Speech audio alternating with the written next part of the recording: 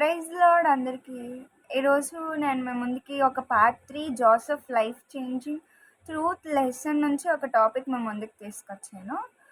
It is a continuous topic. ఏంటంటే when God doing the right things brings suffering.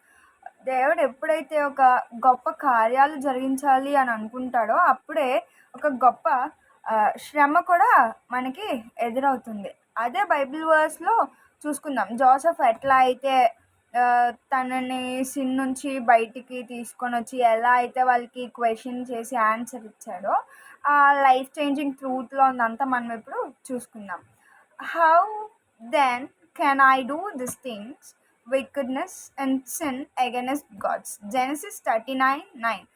జోసెఫ్ని ఒక స్టేజ్లో వచ్చేసప్పటికి Satan కూడా Joseph క్యారెక్టర్ని డైరెక్ట్గా అటాక్ చేయాలని చూశాడు. బ్రదర్స్ బిట్రేయల్ని జోసెఫ్ కంట్రోల్ చేయలేదు, స్లేవరీని జోసెఫ్ చూస్ చేయలేదు. కానీ ఇప్పుడు జోసెఫ్ ఒక డెసిషన్ తీసుకోవాలి. అదేంటంటే జోసెఫ్ సిన్ని చూస్ చేస్తాడా లేకపోతే గాడ్ని చూస్ చేస్తాడా అనేది. జోసెఫ్ గాడ్ని చూస్ చేస్తాడు. ఎందుకంటే పోతిఫర్ వైఫ్ ఎవ్రీడే జోసెఫ్ని టెంప్ట్ చేసేది. ఒక్కరోజు కాదు, 2 రోజులు కాదు, డే ఆఫ్టర్ డే. బైబిల్ క్లియర్గా చెప్తుంది she spoke to Joseph everyday అని. ఇక్కడ మనం ఒక ఇంపార్టెంట్ లెసన్ చూసుకోవచ్చు. టెంప్టేషన్ అనేది ఒకసారి మాత్రం రాదు. Devil knows if he can destroy your destiny through your pain. నీ పెయిన్ ద్వారా నేను డెస్ట్రాయ్ చేయాలని చూస్తుంది, కానీ అది అవ్వకపోయేసరికి అది ఇంకో దారి కూడా వెతుకుతుంది. He will try to destroy your destiny through your temptations. మనకి టెంప్టేషన్స్ పెంచి మన డెస్టినీ డెస్ట్రాయ్ చేయాలని కూడా చూస్తుంది.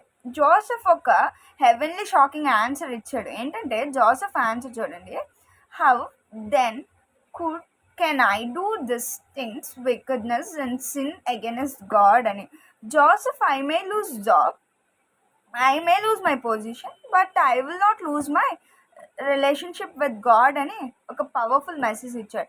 ఎంత పవర్ఫుల్ ఫెయిత్ అంటే చాలామంది పీపుల్ అడుగుతారు, సిన్ చేస్తే ఎవరికి తెలుస్తుంది, ఎవరికి కనిపిస్తుంది, నన్ను ఎవరు చూస్తారు, నన్ను ఎవరు చూడరు, నన్ను ఎవరు పట్టించుకోరు కదా, నేను ఏం చేస్తే ఎవరికి ఎందుకు అని చాలా క్వశ్చన్స్ వేస్తూనే ఉంటారు. మనిషి అంటేనే అలాంటి క్వశ్చన్స్ అన్నీ వస్తూనే ఉంటాయి. జోసెఫ్ క్వశ్చన్ డిఫరెంట్గా ఉంది. గాడ్ చూస్తాడు నేను ఎలా చేస్తాను.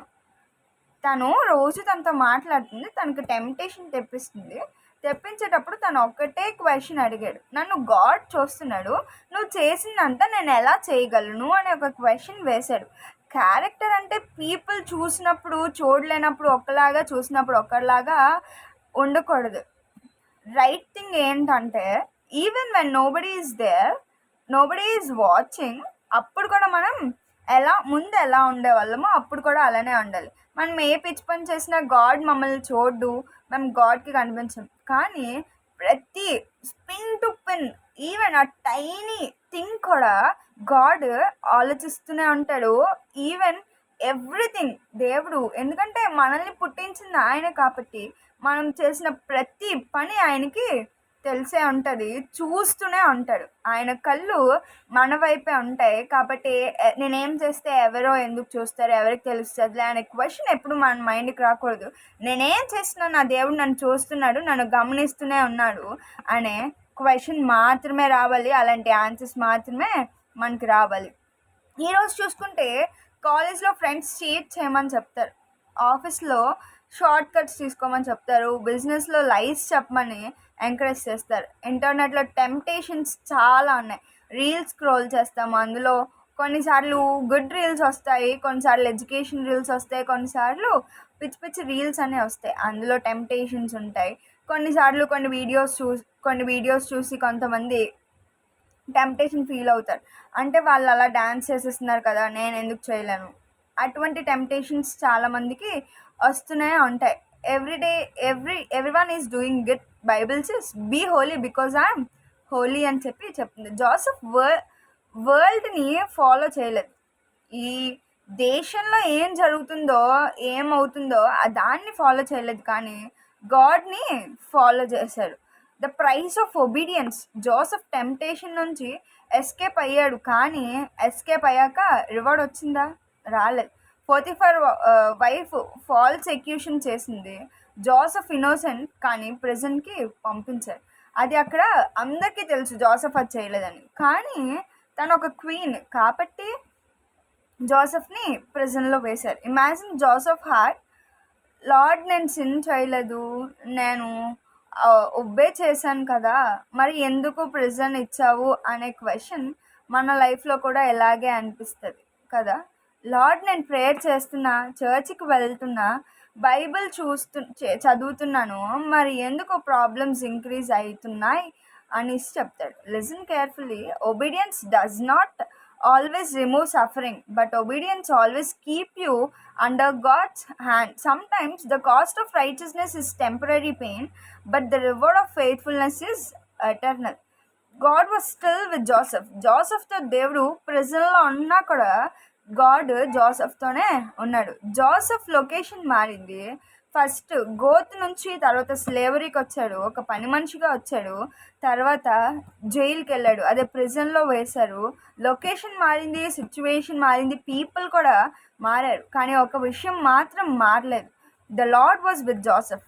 ఎక్కడున్నా జోసెఫ్తో మాత్రం లార్డ్ ఉంటూనే వచ్చాడు, లార్డ్ తనతోనే నడుస్తూనే వచ్చాడు. బైబిల్ రిపీట్గా ఎందుకు చెప్తుంది? Because God want us to understand this truth. ఆయన ఎప్పుడు మనతోనే ఉంటాడు అనే ఒక గొప్ప సత్యాన్ని మనం ఎరగడానికి ఎప్పుడు దేవుడు ఆ మాటలన్నిటిని రిపీట్ చేస్తూనే ఉంటాడు మన లైఫ్లో. His presence is not limited by your location.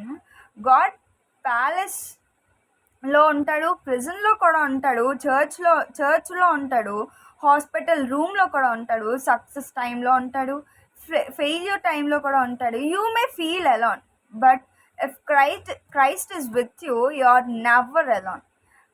మనకి చాలాసార్లు ఆ అలోన్ ఫీలింగ్ అనేది ఉంటుంది. మనం ఒక్కళ్ళమున్నా అందరితో ఉన్నా కూడా ఎవరు నన్ను పట్టించుకోవట్లేదే, నేను ఒక్కరిదాన్నే, నేను అలోన్ అనే ఫీలింగ్ ఉంటుంది.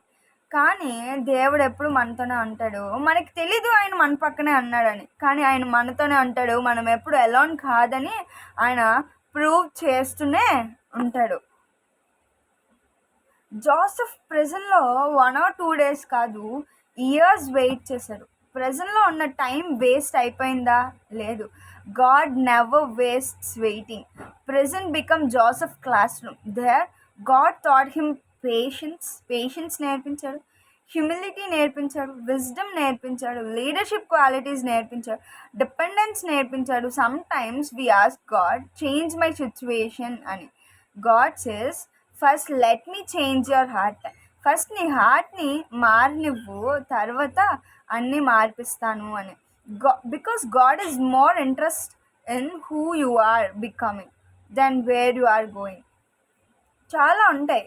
Maybe today you are waiting for a job, waiting for a marriage, waiting for a healing, waiting for financial breakthrough, waiting for an answer. Don't think waiting means God forgot you sometimes. God delays the blessings because He is preparing you to carry it. A seed buried in the ground looks forgotten, but underneath life is growing. Your waiting season may be hidden, but heaven is still working. Amen.